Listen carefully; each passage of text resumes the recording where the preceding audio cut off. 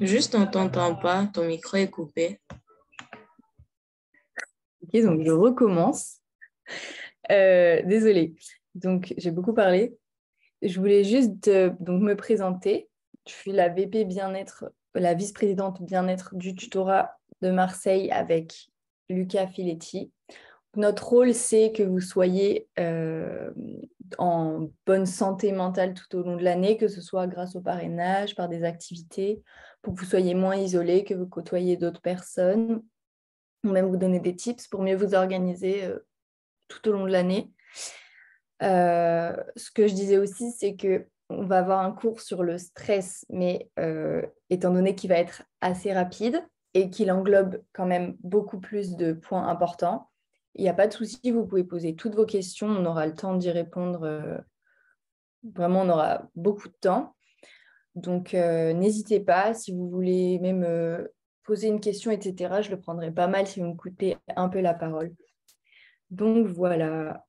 Alors, merci Fabien.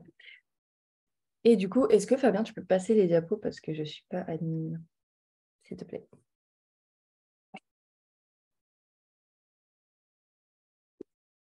Merci. Donc la première partie, ça va être écouter son corps parce que c'est vraiment ce dont vous allez avoir le plus besoin, on ne le répétera jamais assez. C'est, en fait, vous savez inconsciemment ce dont vous avez besoin. Si vous avez besoin de repos, si vous avez besoin de vous nourrir, si vous avez besoin de sortir ou de rigoler un bon coup. Et c'est pour ça que c'est hyper important d'être souvent en introspection durant cette année et de juste vous asseoir et de vous dire de quoi est-ce que j'ai besoin, qu'est-ce qui me pose problème, quand on a par exemple une petite boule au ventre, qu'est-ce qui est la source de notre stress, etc., pour mieux pouvoir le gérer. Alors, donc tout d'abord, on va parler de la partie travail, parce que vous êtes tout un panel de choses. Vous pouvez être le personnel, mais aussi le professionnel. Mais ce qu'il faut bien comprendre, c'est que tout est intriqué. Si dans une des sphères, ça ne va pas aller, dans l'autre, ça va être difficile aussi. Donc, dans le travail, pour vraiment vous écouter et savoir si vous êtes en bonne posture pour commencer un cours, déjà, il faut faire les pauses nécessaires. Pour ça, il y a vraiment plein de techniques différentes et c'est ça qui est intéressant, c'est quand vous faites vraiment sur mesure. Même vous-même, ça peut changer. Un jour, vous allez vouloir faire une pause de 1h30 le midi et vous allez vous dire que vous êtes fatigué, que vous n'arrivez pas. Et le jour d'après, vous n'allez plus pouvoir vous arrêter et c'est pas grave de juste pas se sentir pas sentir le besoin de prendre une pause.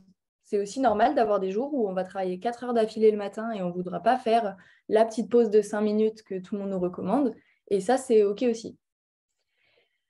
Ensuite, on va avoir une organisation qui est flexible. Il y a beaucoup de méthodes qui sont rabâchées, par exemple la méthode DJ, où elle vous calibre comme quoi, au bout de 7 jours, il faut revoir le cours. Au bout de 15 jours, il faut revoir le cours. Mais en fait, c'est pas, comment dire, c'est pas possible une méthode qui convienne à tout le monde. On n'a pas la même mémoire. Il y a des cours qu'on va mieux retenir que d'autres en fonction des gens, en fonction de la manière dont vous l'avez appris aussi, si vous l'avez appris en écoutant le cours ou juste en relisant le polycopier. Donc, ce qui compte, c'est de le revoir quand vous en avez besoin. Donc, il faut que vous arriviez, vous soyez capable de vous rendre compte si vous maîtrisez le cours ou justement de noter peut-être les cours qui vous donnent des difficultés, qui vous font peut-être un peu peur, etc., pour passer plus de temps dessus. Parce que forcément, il y a des matières, par exemple l'anatomie ou la biologie cellulaire que vous allez avoir au second semestre, qui sont des matières qui demandent beaucoup de par cœur, de comprendre beaucoup de choses, oui, mais aussi beaucoup de non à comprendre, à apprendre. Donc ça, forcément, vous allez y passer plus de temps que des matières comme les mathématiques qui sont plutôt de l'exercice et donc ça aide à retenir. Donc ça, c'est une organisation qui va être flexible. Il ne faut pas vous dire, aujourd'hui, il faut que je vois ça, ça, ça, ça, ça comme cours, parce que c'est une source d'anxiété énorme si vous n'arrivez pas à le faire. Et déjà, au début de l'année, c'est très dur de faire plus de 3 cours par jour parce qu'on passe beaucoup de temps par cours. Et en plus, le but de l'année, ce n'est pas de voir une fois quelque chose et de le retenir. C'est d'arriver à vous organiser pour que les notions que vous avez du mal à retenir, eh bien, vous les voyez assez. Et pour ça, vous aurez des conseils. Alors, il y a des conseils qui sont donnés plus pendant les périodes de révision, Par exemple, ce que je faisais, c'est que j'avais une liste de tous les cours que j'avais fait sur un tableau et je mettais à côté, pendant mes révisions, juste, la date à laquelle je l'avais vu avec un code couleur. Par exemple, si j'ai fait le cours d'anatomie de l'innervation, je le mettais, si j'ai beaucoup de mal avec ce cours, je le mettais en rouge et la date. Quand je le revoyais, donc quand je me disais qu'est-ce que je peux réviser aujourd'hui, je regardais la date et le cours en rouge qui était le plus loin dans le temps, eh ben, je le revoyais. Et le but, c'est qu'au final, on soit vers le bleu, le vert. Alors, c'est normal si le jour du concours, vous ne connaissez pas tous vos cours par cœur. L'essentiel, c'est vraiment que vous compreniez les cours, que vous misiez un peu plus sur les matières à gros coefficients forcément. Mais il ne faut pas vous dire qu'au fin de l'année, vous connaîtrez tout. Voilà. Et de toute façon, personnellement, en deuxième année de médecine, premier semestre, vous revoyez beaucoup de choses que vous voyez en première année. Donc, ce n'est pas comme si vous reverrez jamais ces cours-là. Je ne sais pas trop pour les autres filières. Mais voilà, pas de panique. Ensuite, ce qui est important, c'est d'éviter par contre la procrastination parce que ça va vous donner de la culpabilité. Donc, pour ceux qui ne savent pas ce que c'est, la procrastination, c'est le fait de repousser au lendemain ou plus tard ce que l'on peut faire le jour même. Donc, c'est pour ça qu'il faut avoir une organisation flexible, donc pas se mettre un emploi du temps qui est impossible à suivre. Mais d'un autre côté, il faut quand même faire ce qu'on a prévu de se faire. C'est pour ça qu'il faut vraiment faire sur mesure.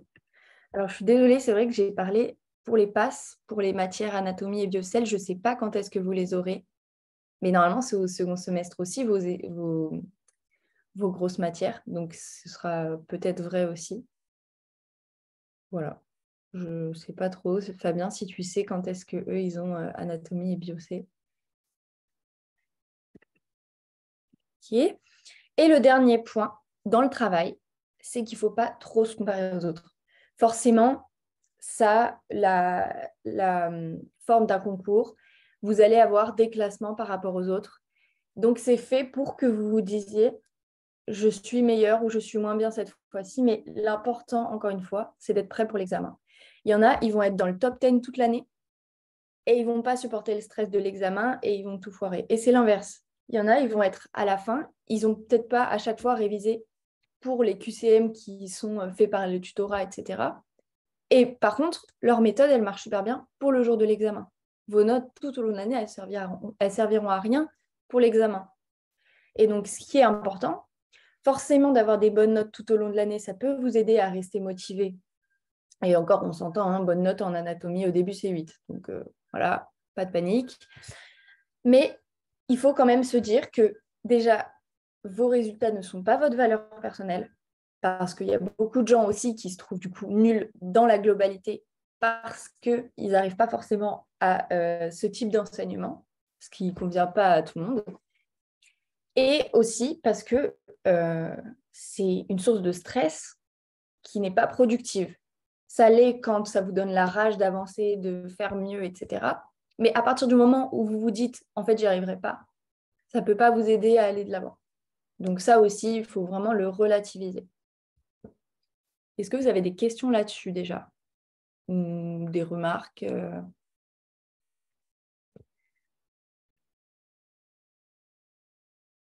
Non, ok, parfait. Ce qu'on va faire, c'est que quand c'est bon, vous n'avez rien à dire, vous mettez un petit 1. Comme ça, je sais et ça va plus vite. Du coup, c'est bon. Donc, merci. Donc là, on va parler de la vie sociale. Ça aussi, c'est un point assez stressant de la première année, que ce soit pour les passes ou pour les LAS, puisque vous allez quand même avoir une licence à côté. Donc, ce qu'il faut bien savoir, c'est que forcément, vous aurez beaucoup moins de temps à vous accorder et à accorder aux autres qu'au lycée, où vous étiez tout le temps avec vos amis. Même le fonctionnement de la fac, c'est beaucoup plus individuel que le lycée. On rencontre beaucoup de gens, beaucoup, beaucoup, mais on les rencontre rapidement. C'est pas comme si tous les jours on était avec eux, on passait du temps avec eux. Donc ça, c'est parfois assez difficile à vivre. C'est pour ça aussi qu'au tutorat, on vous fera plein de petites activités pour que vous rencontriez des gens, des groupes de travail, etc., si vous êtes intéressé. Et donc, ce qu'il faut quand même, c'est garder un noyau solide. C'est vraiment ce qui peut tout changer dans votre année, c'est que ce soit votre famille proche ou vos amis proches ou votre petit ami ou petit copain. Mais le but, c'est vraiment d'avoir quelque chose de stable pour pas que à 2 semaines des examens, vous vous retrouviez seul, détruit, triste, etc. Il faut vraiment que tout au long de l'année, vous gardiez le cap et qu'il n'y ait pas d'autres parasites qui viennent vous empêcher d'atteindre votre but. Okay. Donc, avoir quelqu'un à qui se confier, c'est très important.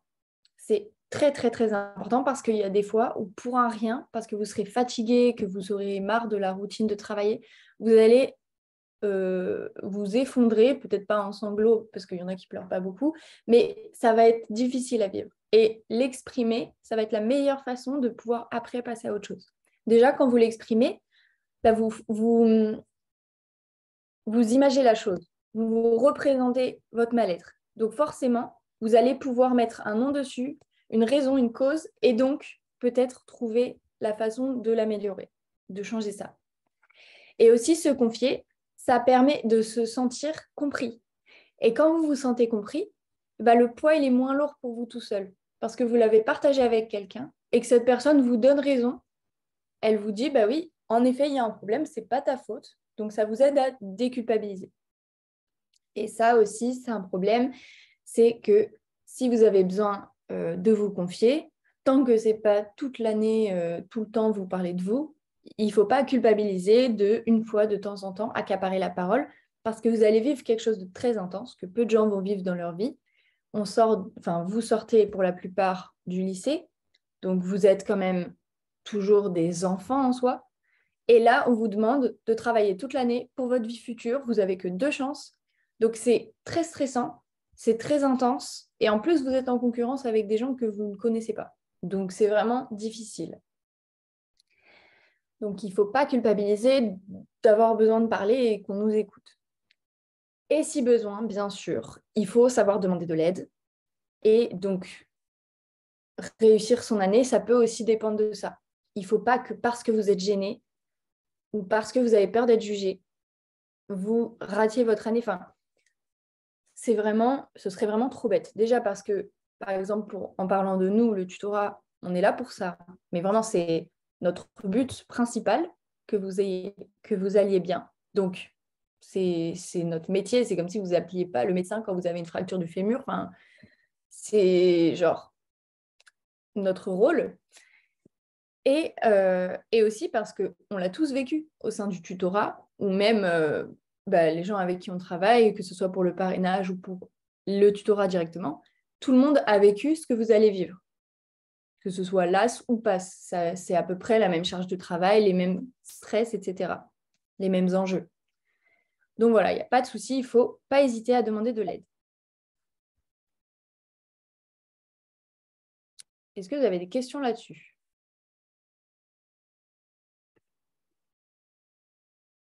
Du coup, sinon, vous mettez un petit 1, s'il vous plaît. Comme ça va plus vite.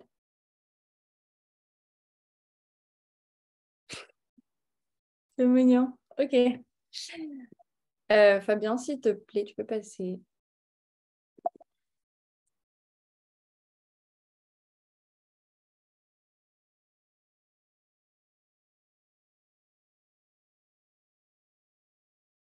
Fabien.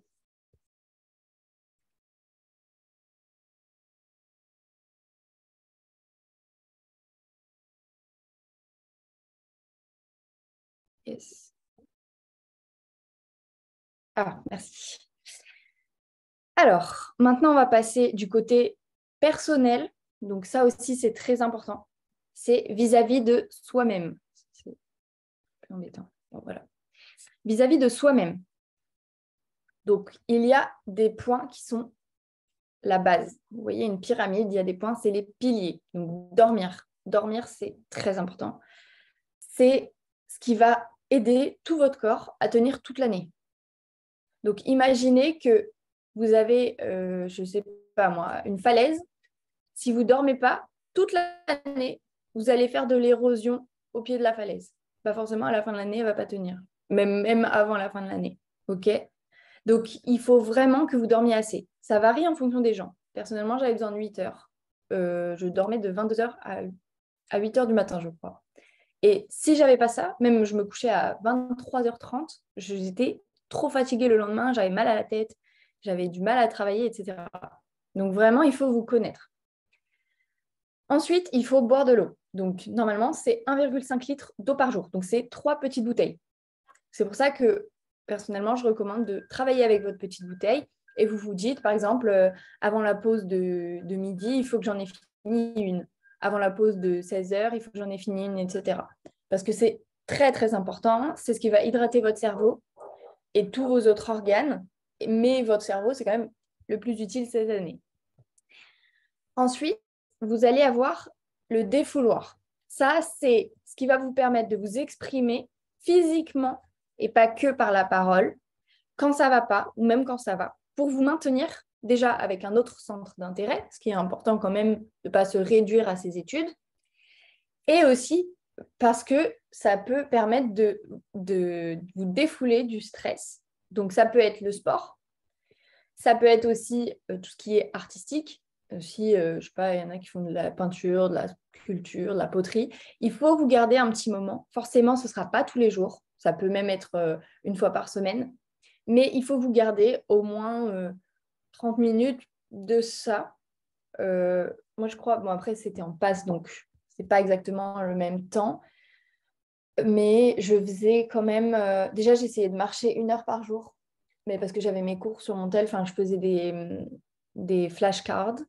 Et du coup, j'avais ma question, ma réponse sur mon tel à chaque fois. Donc, je pouvais marcher en révisant. Et au deuxième semestre, je faisais 30 minutes de vélo par jour. Et le soir, je faisais 30 minutes des exercices genre abdos fessiers. Mais ça, c'est... Mais je faisais que ça, par contre. Je travaillais, je faisais du sport, je travaillais, je faisais du sport. Mais ça m'a fait vachement du bien. Au premier semestre, je n'avais pas fait trop de sport et vraiment, ça m'avait pesé. Donc voilà, et je ne suis pas du tout sportive. Donc je ne serais même pas capable de faire ce que je faisais aujourd'hui. C'est vraiment que j'avais tellement de stress, de routine, etc., que c'est nécessaire. Vous verrez, c'est nécessaire. Une fois que vous avez commencé, vous n'arriverez pas à vous arrêter de vous dépenser comme ça. Et c'est franchement des pauses beaucoup plus rentables que juste se mettre sur son téléphone et scroller pendant 30 minutes. Ensuite, donc, il faut privilégier la marche à pied. Dès que vous pouvez faire quelque chose à pied, par exemple, 20 minutes à pied, c'est rien. 20 minutes à pied, ça ne sert à rien de prendre le métro ou le bus. Genre, c'est 20 minutes, quoi. Donc, vous mettez votre petite musique, vous marchez et ça ne vous fera pas perdre du temps pour votre année. Faire une cure de bruit, c'est important aussi. Tous les jours, on entend du bruit tout le temps. Notre cerveau, il est tout le temps sur écoute. Et le problème, c'est que quand on a du bruit autour de nous, notre cerveau, il est en mode survie. C'est-à-dire qu'il va avoir peur que le bruit autour de nous cache un danger potentiel. Donc, il va être tout le temps en alerte. Donc, c'est vraiment important de tous les jours faire au moins 5 minutes où juste, il n'y a aucun bruit. C'est tranquille. Votre cerveau, il est sur pause. Que ce soit, c'est mieux que si c'est avant de dormir, forcément. Pour vous reposer.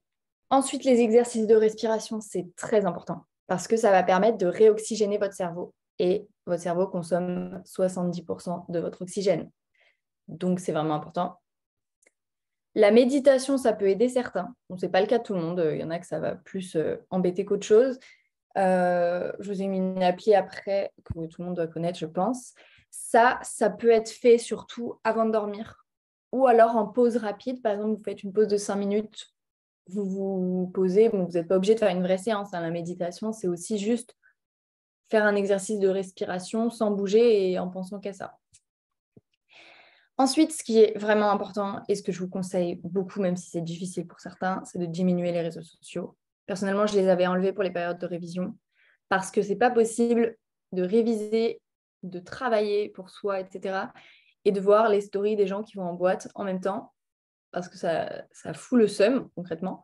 Donc, voilà, c'est un conseil que je peux vous donner. Après, tout au long de l'année, vous n'allez pas le supprimer parce que ça aussi, ça peut être une angoisse. Mais il faut vraiment... Enfin, les pauses, quand tu es sur ton tel et tout, vous verrez, quand vous vous remettez à travailler, vous avez juste l'impression de ne pas avoir fait de pause, quoi. Donc, si vous sentez que ce n'est pas bon pour vous, le faites pas. Et un autre point très important, c'est l'alimentation. Puisque votre cerveau va directement se nourrir de ce qu'il y a dans votre intestin. Donc, il faut quand même lui donner tout ce dont il a besoin. Donc, ça peut être déjà ce qu'il y a dans votre assiette. Donc, beaucoup de légumes. Je sais que c'est vert et que c'est pas beau, mais c'est bon pour l'organisme. Des protéines. Et surtout pour les gens qui sont végétariens. Personnellement, je l'étais et je suis anémique. Donc, mangez pas de la viande forcément. Si vous mangez des œufs, mangez beaucoup d'œufs. Le skyr aussi, c'est des yaourts islandais, je crois. C'est riche en protéines. Donc voilà, ne diminuez pas les protéines. Il faut quand même avoir un certain apport. Ça permet de tout construire dans votre organisme. Et vous allez avoir aussi les lipides. Le gras, ça pose problème souvent, mais ce n'est pas le gras, c'est le sucre qui fait grossir. Donc le gras, tout ce qui est huile, etc., c'est très, très, très important. Surtout l'huile d'olive, l'avocat et tout ce qui va être les omégas. Voilà. Ça, c'est vraiment super important. Ça va, vous le verrez, mais ça va participer, par exemple, à la formation de vos cellules. Donc, plus vous en avez, enfin, si vous n'en avez pas assez, vous aurez un problème pour fabriquer vos cellules, donc c'est pas top. Voilà. Et par contre, ce que je peux vous conseiller aussi, c'est qu'à l'approche des révisions, il faut être sûr de ne pas avoir de carence, ou même tout au long de l'année. Moi, ce que je faisais, c'est que je prenais une cure de vitamines, surtout quand c'est la période novembre, etc., où on a toujours un petit coup de mou, on a moins de vitamine D, etc. Donc, prendre une petite cure de vitamines, et voilà, comme ça, vous aurez toutes les clés en main pour être en forme. Mais le plus important, ça reste de dormir et de boire de l'eau. Est-ce que vous avez des questions?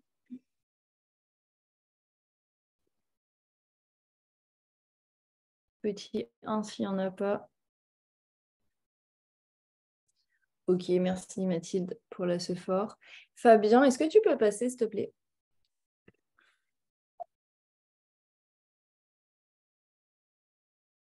Je me sens impuissante.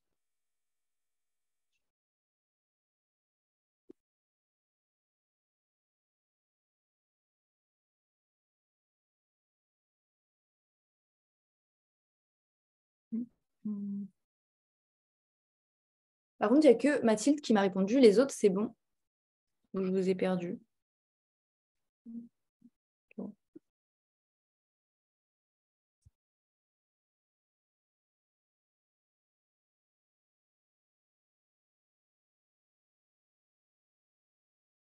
Non, ça va. Ok.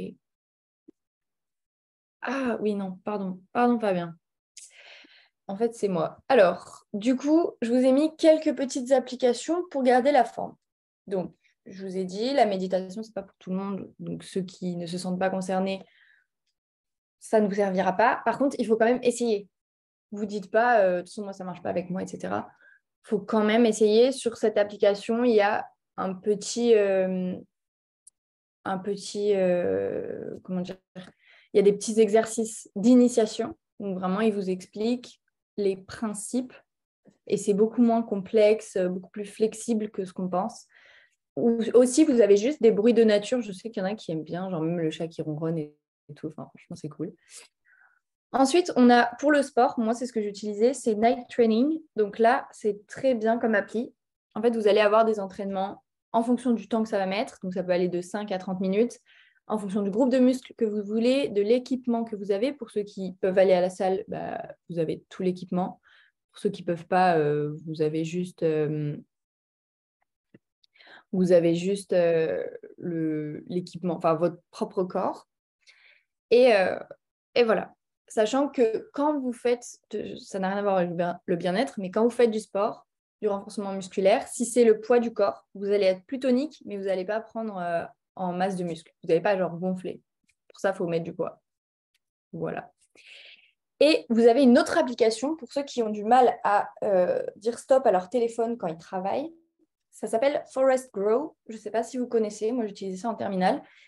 En fait, c'est une forêt artificielle où pendant un certain temps, donc par exemple, vous avez 30 minutes pour une petite plante, vous ne pouvez pas utiliser votre téléphone ou alors vous tuez l'arbre. Et moi, personnellement, ça me faisait du mal de tuer un arbre artificiel. Donc ça va niveau empathie, on est pas mal. Donc voilà, c'est pour vous obliger à juste couper votre tel. pourquoi c'est important de couper son tel et pas juste de le mettre de côté. C'est-à-dire que votre cerveau, s'il voit votre tel dans votre champ de vision ou s'il sait qu'il peut y avoir accès, il va y penser. Ce qu'il faut, personnellement, ce que je faisais, je le mettais dans la pièce juste à côté de la mienne. Donc, si vous êtes dans votre petit appart, forcément, vous le mettez genre assez loin. Il ne faut pas que vous puissiez l'atteindre avec votre bras. Et vous le mettez en mode avion ou alors, si vous avez un iPhone, il y a les modes nuit, etc. Vous pouvez choisir quelle appli peut fonctionner si vous avez peur que votre frère ou sœur doit être quand même sur écoute. Voilà, vous pouvez choisir qui est-ce qui peut quand même vous joindre. Mais c'est très important, le téléphone, c'est une source de tentation énorme et je pense que ça doit faire la différence aussi entre pas mal de gens durant cette année. Est-ce que vous avez des questions pour la partie connaître son corps?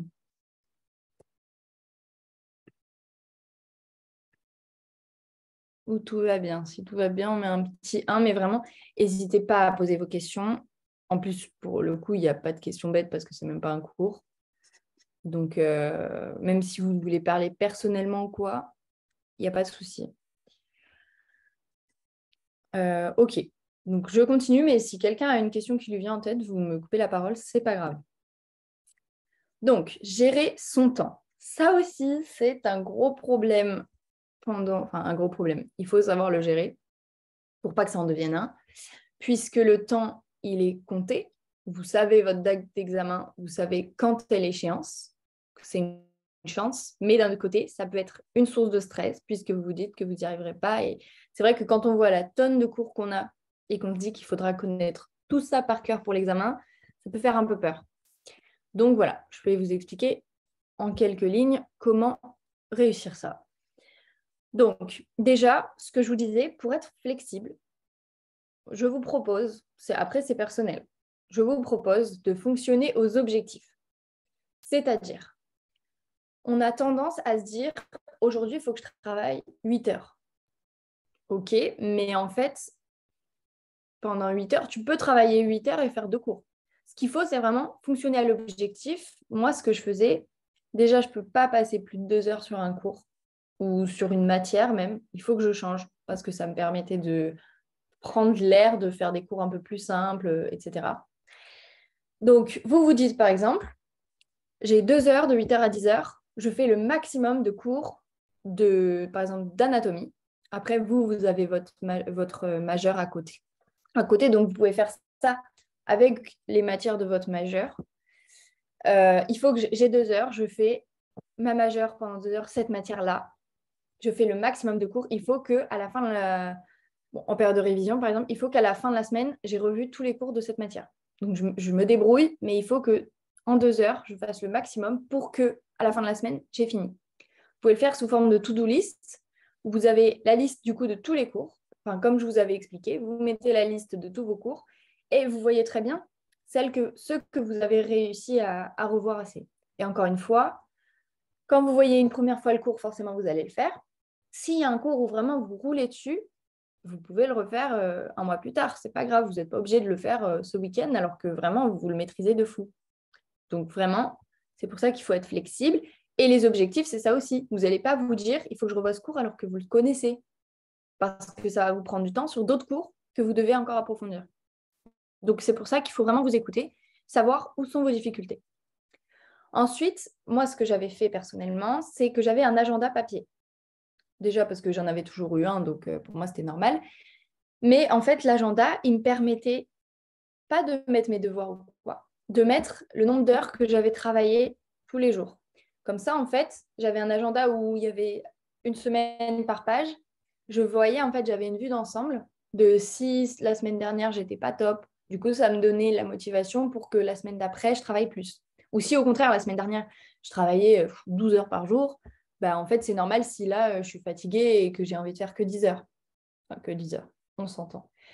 Ça aussi, pareil, le nombre d'heures par jour, c'est très individuel.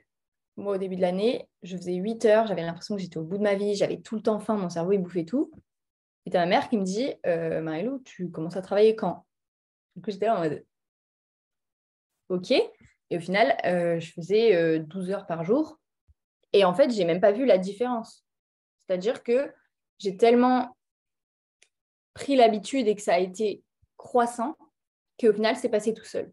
Ceux qui, dès le début de l'année, vont commencer à travailler 11 heures par jour, j'espère pour vous que vous tiendrez, mais ça va être compliqué parce qu'il faut que vous chambouliez tout durablement.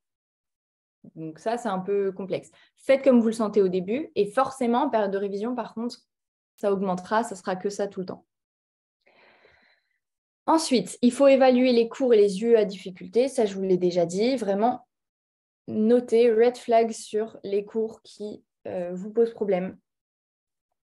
Le but, c'est pas d'avoir peur du cours parce que quand vous avez peur d'un cours, votre cerveau, il va le catégoriser comme une menace et donc il va juste le rejeter. Donc, ce qu'il faut, c'est jamais vous dire, de toute façon, j'arrive pas. Les maths, je suis nulle, j'ai toujours été nulle, j'arrive pas. Bah, forcément, comme ça, vous n'allez pas y arriver parce que votre cerveau va comprendre ce que vous lui dites. Il va dire, OK, c'est bon, on arrête, on ne fait plus d'efforts. Alors que tout le monde est capable de le faire. Cette année, vous repartez tous de zéro. Donc, vous, c'est un peu compliqué parce que vous n'avez pas les mêmes mineurs, les mêmes majeurs, etc. Mais vous repartez de zéro. Quand on passe dans le supérieur, on n'est plus en train de faire les exponentielles en mathématiques. On va vraiment commencer à travailler des choses intéressantes et centrées sur l'objectif final. Donc, on oublie les notes d'avant. Ça ne veut rien dire. À Bordeaux, il y a 3 ans, je crois, celui qui est arrivé le premier, il venait d'un bac technologique. Donc, il n'avait pas du tout fait bac S, 18 de moyenne, etc. Il avait premier. Donc, ça ne veut absolument rien dire votre parcours d'avant. Ce qui compte, c'est votre motivation, votre détermination cette année, votre organisation surtout, et la manière dont vous allez prendre soin de vous pour que votre organisme vous soutienne tout au long de l'année. Ensuite, donc le nombre d'heures progressives, je l'ai dit, et il ne faut pas avoir un emploi du temps trop précis, c'est ce que je vous disais. Par exemple, si vous vous dites, OK, là j'ai 30 minutes pour faire un cours, non, si tu as besoin de plus, tu prends le plus. C'est pas grave. Par contre, forcément, en période de révision, deuxième semaine de période de révision, vous ne pouvez pas passer 4 heures sur un cours. C'est pour ça qu'il faudra anticiper, passer ces 4 heures avant. Et ensuite, du coup, il faut vraiment penser à se prévoir du temps pour dormir assez, pour manger, son activité extrascolaire, ça c'est ce que je vous ai dit. Et ensuite, avec toutes ces données, vous faites votre planning. Si vous avez besoin, par exemple, de 8 heures de sommeil, d'abord vous marquez sur votre planning vos heures de sommeil et ensuite vous commencez à remplir avec vos cours. Il faut vraiment prioriser les choses. Votre santé mentale et personnelle est bien au-dessus de votre année en LAS. Ensuite, donc l'emploi du temps. Le plus compliqué en LAS pour les étudiants, c'est généralement de gérer l'emploi du temps entre la majeure et la mineure, puisque déjà, c'est plutôt récent, donc vous n'avez pas forcément beaucoup de retours, même si maintenant on en a un peu plus. On conseille donc de se focaliser sur la majeure lors de votre semestre impair. Donc pour vous, normalement, c'est le 3e.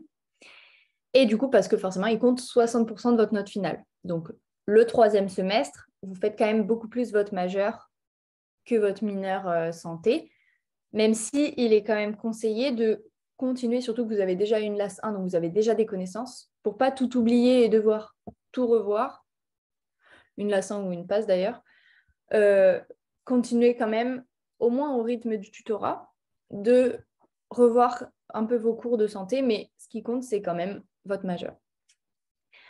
Et du coup, tout en commençant en regardant les vidéos, apprendre petit à petit les cours. Cette manière, ça peut aussi vous permettre, vous avez cette chance au moins, de pouvoir voir le cours d'un côté détente. Donc, moins de risques d'en être dégoûté. D'accord? Vous commencez à le voir, les vidéos et tout, en mode chill. Et donc, quand vous devrez l'apprendre, vous aurez déjà des bases. Et d'un autre côté, vous ne serez pas dégoûté parce qu'il faut direct apprendre tout par cœur, etc.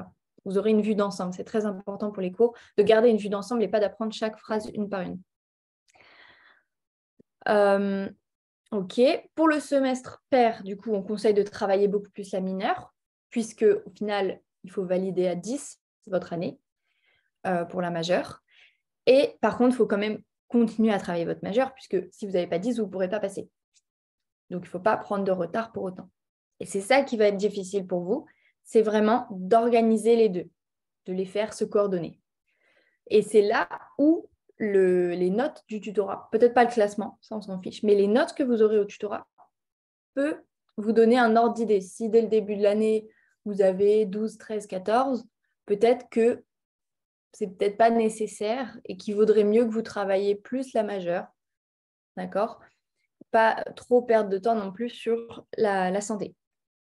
Voilà. Et du coup, évidemment, c'est comme vous le sentez, c'est juste des conseils. Il ne faut pas que vous disiez « Oh mince, Marie-Lou, elle n'avait pas dit qu'il fallait faire comme ça ». C'est vous qui décidez. Moi, je n'avais pas de modèle, je l'ai fait toute seule, mon organisation, etc. J'ai regardé une vidéo YouTube.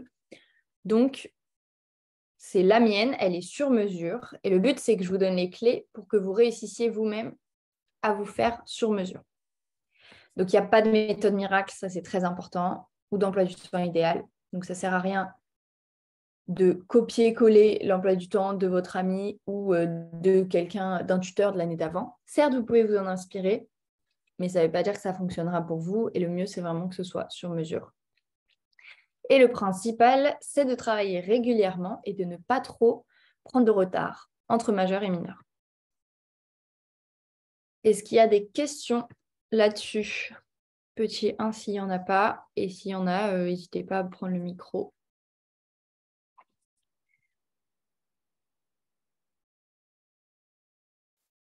Ok, nickel. Pareil, si vous avez des questions qui vous viennent en tête, n'hésitez pas. Donc là, on va rentrer dans le vif du sujet, le stress. Et on va apprendre à gérer une crise de panique, même si est-ce qu'on peut vraiment le faire quand on est face à ça? Mais au moins, vous donner les clés pour que vous réussissiez. Alors, je ne sais pas s'il y en a qui en ont déjà vécu. Les crises de panique, il y en a beaucoup qui commencent à en faire justement la première année. Moi, j'ai commencé à en faire la deuxième année, on va savoir pourquoi. Mais c'est en fait, donc je vais vous mettre la symptomatologie. Donc, symptomatologie, ça veut dire juste l'étude des symptômes. Donc, les symptômes qu'on peut avoir. Des vertiges ou étourdissements. Un besoin d'uriner, ça c'est normal, vos fonctions vitales, elles vont être accélérées. Des palpitations cardiaques. Une douleur ou une gêne thoracique, vous avez du mal à respirer. Des nausées ou troubles digestifs. Des sensations de souffle coupé, d'essoufflement ou de manque d'air. Donc ça, c'est plutôt la suffocation.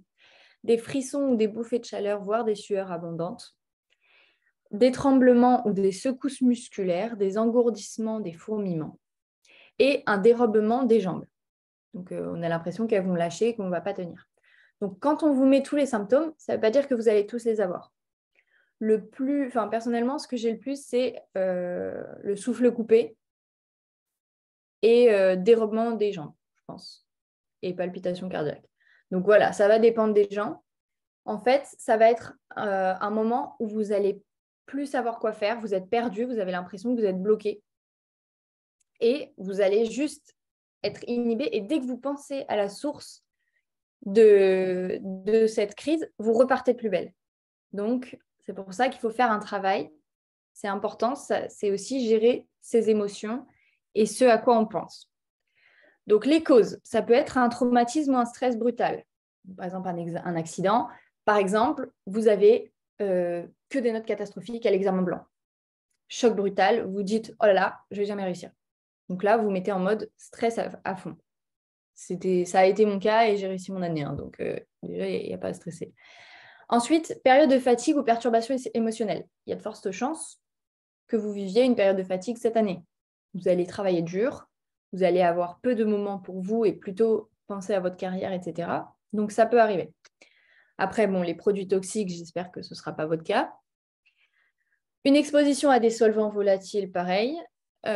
Et par exemple, le sevrage. Par exemple, si vous êtes à 6 cafés par jour et que là, d'un coup, vous dites « Non, j'ai vu une vidéo, ils disent qu'il ne faut pas en boire » et que vous vous sevrez d'un coup, vous risquez de faire des crises de panique parce que ça va engendrer un stress en vous.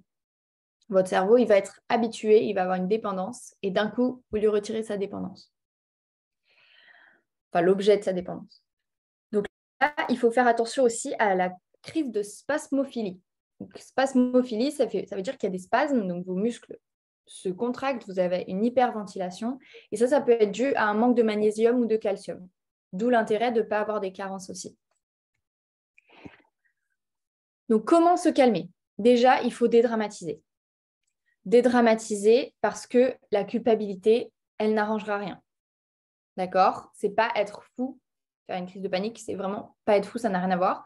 C'est qu'on est dans une situation de détresse.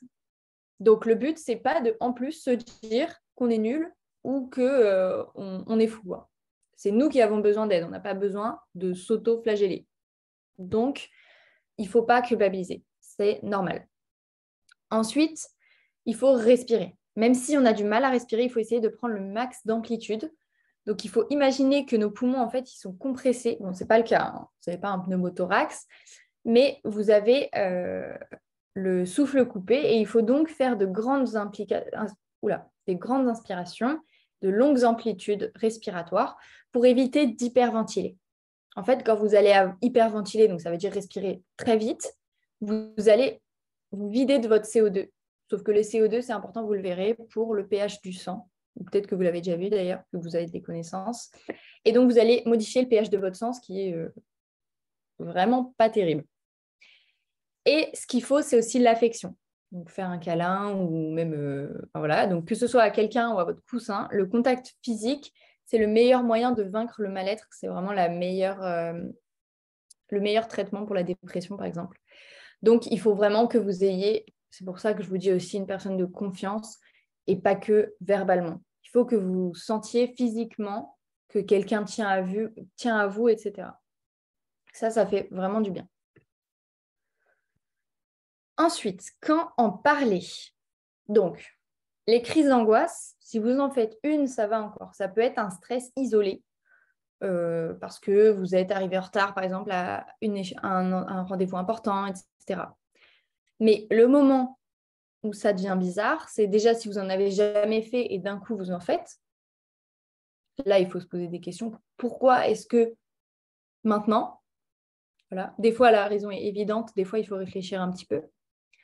Et si vous aviez peut-être l'habitude d'en faire, vous en aviez déjà fait, mais là, ça devient vraiment souvent, une fois par semaine, etc. Donc là, il ne faut pas hésiter à en parler. Comme je vous l'ai dit, il y en a plein qui ont vécu ça et qui le vivent encore. Donc, vous ne serez pas jugé du tout. Et justement, ça peut vous aider à trouver des moyens, peut-être des techniques que les autres utilisent, que je ne connais pas, pour justement vous soulager, etc. Donc, bien sûr, contactez vos parrains ou marraines. Si vous n'avez pas encore fait le parrainage, ce n'est pas trop tard. Hein. Vous pourrez vous inscrire tout au long de l'année. Donc, si vous êtes intéressé, il n'y a pas de souci. En plus, c'est moi qui gère. Donc, ne vous inquiétez pas, je ferai les meilleurs matchs. Les vice-présidents, VP, c'est vice-président. On est 15 au bureau. Donc, pour le bien-être, il y a Lucas et moi, mais il y a plein d'autres pôles, pédagogique, LAS, pédagogique PASS, le bureau restreint avec la présidente, etc. Donc, on est vraiment des troisième années, quoi. Hein. C'est pas comme si vous parliez aux doyens. Et les tuteurs eux-mêmes. Donc, pour des conseils, mais juste aussi de l'écoute, si vous avez personne qui vous écoute chez vous ou qui prennent ça à la dérision ou vous n'osez pas en parler. Et si le problème, du coup, il s'aggrave, il ne faut pas avoir honte d'aller voir un professionnel. Parce que déjà, ça pourrait sauver votre année, mais ça peut aussi vous sauver vous personnellement. Si ça ne va pas, il ne faut pas se dire je suis malade mentale. Alors, pour les parrains marraines attribués, donc nous, on a contacté les parrains marraines, c'est eux qui vont vous contacter. Donc, nous, on leur envoie vos numéros de téléphone. Eux, ils vous contactent. Bonjour, je suis machin, je suis ta marraine, etc. pour l'année. Pour l'instant, vu qu'on n'a pas encore toutes les inscriptions, il y a certains parrains marraines qui ont déjà contacté parce qu'ils ont déjà tous leurs tutés qui sont inscrits au tutorat. Par contre, il y en a où ils ont déjà certains tutés, mais pas tous. Par exemple, ils en ont demandé 5 et il n'y en a que 3 pour l'instant. Mais en tout cas, on va essayer d'envoyer tout ce qu'on a déjà fait avant la rentrée, donc le 5 septembre. Normalement, vous aurez tout reçu. Bref, vous, je ne sais pas quelle est votre rentrée pour vous. Parce que du coup, nous, on fait par rapport aux rentrées à la fac, mais dans vos facs personnelles, ça doit être le 5 aussi, je pense. 2 septembre. Ok, bah, on essaiera, je pense qu'on va plutôt se mettre pour le 1er septembre. J'en parlerai à Lucas, mais on va envoyer tout ça. Il a déjà commencé à envoyer les messages. Donc, pour ceux qui sont au parrainage, ne vous inquiétez pas, on s'en occupe. Et si vous avez des questions, vous n'hésitez pas. Je crois que j'ai mis mon Facebook au début du diapo. Donc, voilà, parler à un professionnel, c'est vraiment pas un problème. Alors, là, on va faire un petit jeu. Donc, j'espère que vous avez tous, avec votre tel, la possibilité de regarder les QR codes. Sinon, j'ai le code. Donc, si vous n'avez pas le QR code, alors comment je fais ça, moi? Si vous n'avez pas le QR code, vous allez sur Mentimeter. Donc, Mentimeter, c'est... Est-ce que vous voyez tout l'écran, tout mon écran? Genre mon petit fond d'écran et tout ou pas?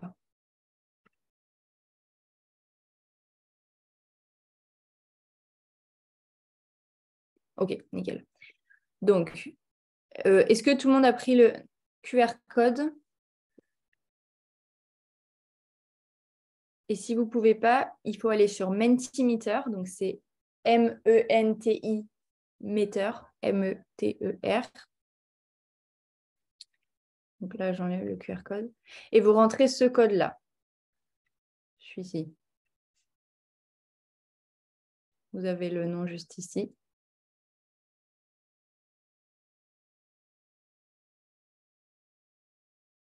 Voilà. Dites-moi si c'est bon. Mettez des petits 1 si c'est bon. Voilà. Et en fait, il faut rentrer...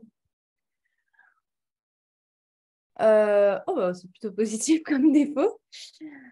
Voilà, donc vous rentrez le défaut que vous pensez mauvais pour cette année, qui va vous poser problème, vous pensez, et avec lequel vous devrez traiter. Vous pouvez en mettre plusieurs fois, as you want.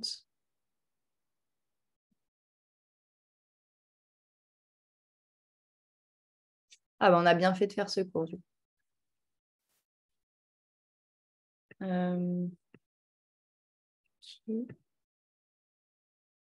Ok.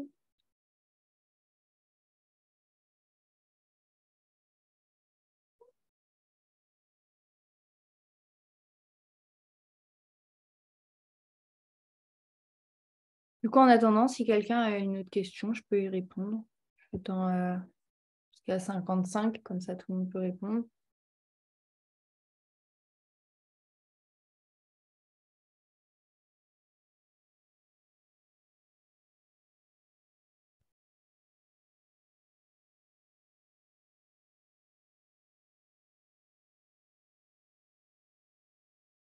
Ok, bon, on va dire que c'est bon. Je suis désolée s'il y avait quelqu'un d'autre qui voulait répondre. Vous pouvez continuer à le faire dans tous les cas.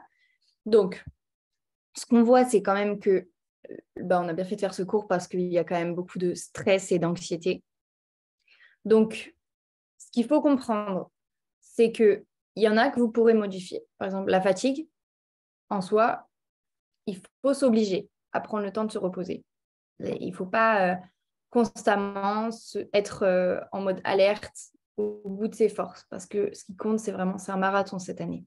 Ce qui compte, c'est vraiment d'être en phase avec vous-même et de tenir dans la longueur. Parce qu'en plus, quand on est fatigué, on travaille mal. Donc, ça ne sert à rien de travailler encore plus. Pour ce qui est du stress et de l'anxiété, donc il y a tous les conseils que je vous ai donnés avant. Après, ce sont que les miens. Donc, je vous invite à vous rapprocher de vos parrains, marraines, de vos tuteurs, même de votre famille, s'il y en a qui sont sujets aussi au stress beaucoup, etc. Tout le monde peut vous apporter des réponses à vos questions. Et par contre, si ça devient assez grave ou très anxieux, on en a plein chaque année, des élèves qui viennent nous voir, qui n'arrivent pas à gérer le stress, etc.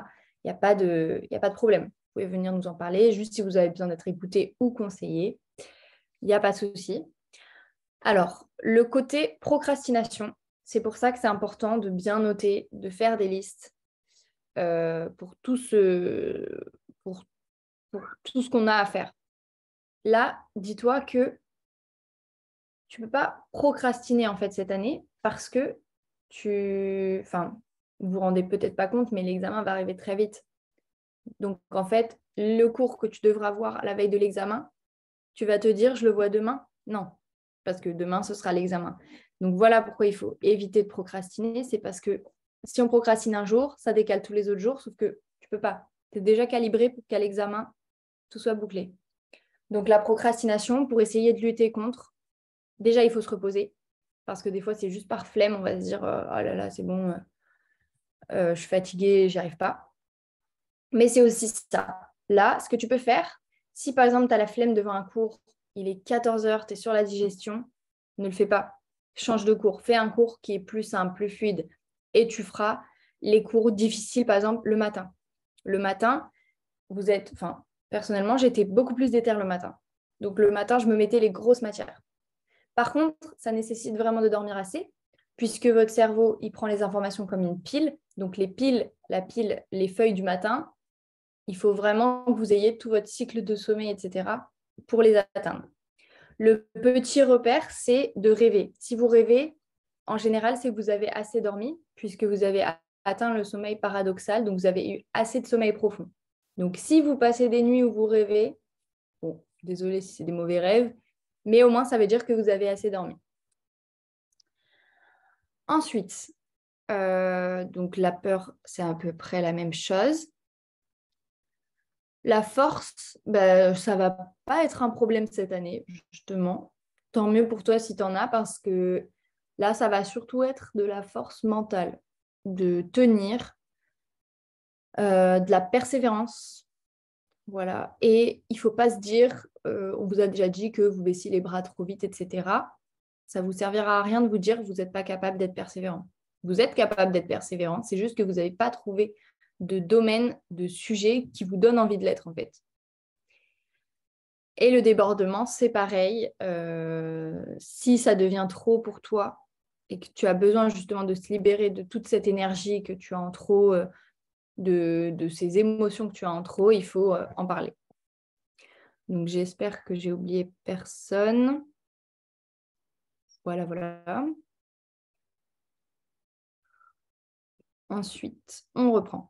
Donc, là, on a fait le petit test. Donc, déjà, ce qu'il faut se dire, il faut arrêter de dire c'était un piège. Du coup, il n'y a pas de vilain défaut. Donc là, ce que je veux vous montrer, c'est que c'est une question de point de vue.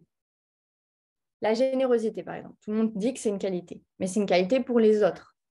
À trop être généreux, c'est pour nous que ça va être difficile à vivre parce qu'on donne trop et qu'on ne reçoit pas assez. D'accord? L'altruisme, c'est vu comme quelque chose de bien, mais c'est bien par rapport aux autres. Pour nous, ça va plutôt nous vider de toutes nos ressources. Ah, je parle du trop, hein. Un peu de générosité, ce n'est pas un problème. Ensuite, par exemple, l'égoïsme. Pour plein de gens, ils vont dire « Oh là là, c'est un égoïste et tout », parce qu'en fait, ils ont le seum que tu ne leur donnes pas assez. Mais pour toi, l'égoïsme, c'est bien. Il ne faut pas le voir comme quelque chose de mauvais. L'égoïsme en soi, c'est juste penser à soi, se centrer sur soi-même et se mettre en priorité pour certaines décisions. Voilà, là, tu as un ami qui te dit excuse-moi, est-ce que tu peux me retaper le cours? Bah oui, pour lui, ça sera super. Mais pour toi, quand tu penses à toi, bah non, en fait, moi, j'ai du travail, je ne vais pas te retaper ton cours, même si tu es mon ami. D'accord? Donc, vos défauts, il faut essayer de le voir sous forme de qualité. Qu'est-ce que ça vous apporte au quotidien? Dans quelle situation est-ce que ça vous a déjà aidé, ce défaut-là? Donc, l'essentiel, c'est de les connaître. Il faut que vous soyez honnête avec vous-même sur vos défauts. Par exemple, je suis un peu égoïste ou je suis un peu trop timide, etc. Et il faut du coup mieux les évaluer pour qu'ils ne deviennent pas négatifs. C'est bien d'être timide, c'est bien d'être pudique, etc. Par contre, il ne faut pas que ça t'empêche de demander de l'aide quand on a besoin. Il ne faut pas que ça t'empêche de poser des questions qui pourront peut-être tomber à l'examen, à tes tuteurs, et qui pourraient du coup sauver un point sur ton examen. Voilà. Tu peux par exemple les écrire sur un papier et les accrocher devant ton lieu de travail, donc sur un post-it ou quoi. Pareil pour les qualités, parce qu'il ne faut pas voir que les points négatifs. Et du coup, comme ça, tu ne les perdras pas de vue. Ce qui fait ta force, eh ben, tu l'auras en face des yeux. Et puis, ce qui est peut-être parfois pour toi une faiblesse, tu pourras mieux le traiter au quotidien. Le but n'est pas de les vaincre, puisqu'ils participent à la beauté de ta personne. Il te suffit d'en tirer le bon. Alors, du coup, on a terminé. Donc, merci pour votre attention. J'espère que ça vous aura aidé un petit peu. Voilà. Et vu que ça a duré qu'une heure, en soi, vous avez une heure si vous voulez travailler ou quoi. Si vous avez des questions, je suis là. J'attends. Même si c'est plus personnel ou quoi, il n'y a pas de souci. Vous avez mon Facebook. Et j'espère que vous êtes abonnés au compte Bien-être Instagram. Parce que là aussi, du coup, vous pouvez nous envoyer des petits messages, des petits DM. Voilà, j'attends si vous avez des questions. Et sinon, du coup, c'est fini pour moi. Bonne journée à vous.